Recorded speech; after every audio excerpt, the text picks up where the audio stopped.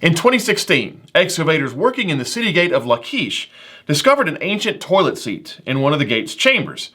Although it sounds a little weird, this was a major discovery for our understanding of Israelite religion during the period of the divided monarchy. Throughout biblical history, God's people often had difficulty remaining faithful to the Mosaic covenant, and archaeologists have made numerous discoveries that confirm the fact that the Israelites often worshiped gods other than Yahweh. We find things like altars whose construction violated the requirements given in Exodus chapter 20, like the one discovered at Beersheba, which was made of shaped stones, which was forbidden, but also included the image of a serpent, which was a symbol of the goddess Asherah. There are standing stones, like those found in the city of Dan, whose precise function is unknown, but clearly have a non-approved religious connection.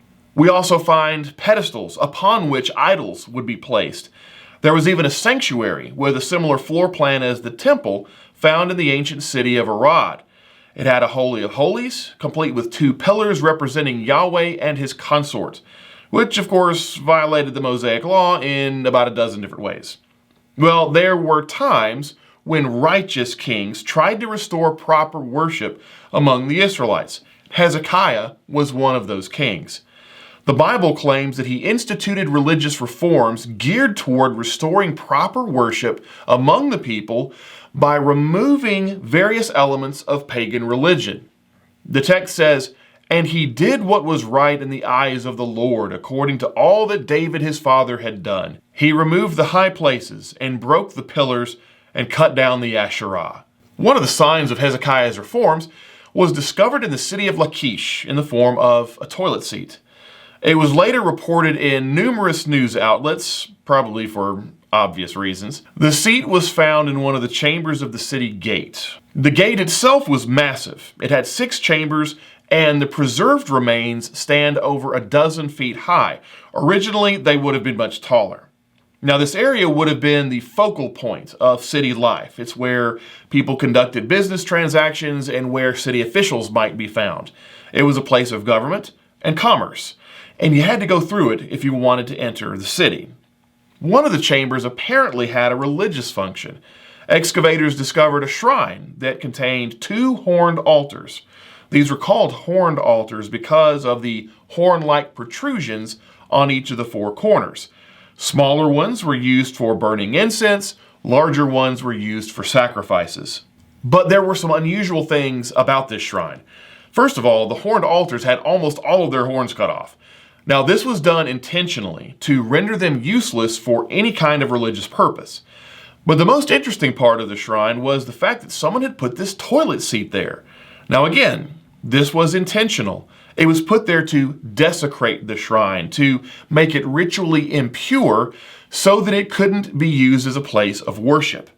The seat was 20 by 20 inches in size, and similar items have been found elsewhere in Israel, so there's no question that it's a toilet seat.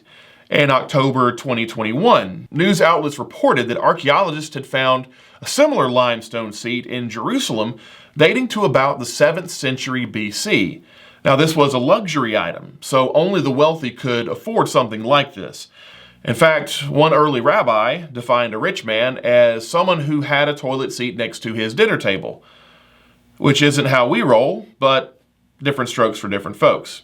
To be thorough, archaeologists did conduct tests on the seat found at Lachish to see if it had ever been used. The answer was no, so score 1 for hygiene there. But it was used to symbolically desecrate the shrine on purpose. The question is, why? And the answer is easy, because the shrine was not something approved under the Mosaic law. So it seems to be a clear example of Hezekiah's efforts to purify the religious life of his kingdom, as well as an example of the historical reliability of Scripture. Well, we actually read of a similar instance in the Bible. About a century before the time of Hezekiah, the Israelite king Jehu desecrated a temple of Baal by turning it into a latrine. The text says that Jehu's men demolished the pillar of Baal and demolished the house of Baal and made it a latrine to this day. Hezekiah was doing exactly the same thing. Now, of all the cultures and nations of the ancient Near East, only Israel consistently approved the worship of a single deity. even if the people weren't always faithful. Although it might seem a little strange, this toilet seat was a sign of Hezekiah's commitment to God. This is important because we live in an age where virtually everything in the Bible is questioned. Almost nothing is taken at face value. Every claim is scrutinized. In this kind of atmosphere of irrational skepticism, it is important to point out that even small details in the Bible have been confirmed by extra-biblical evidence, some of which are a little more unusual than others.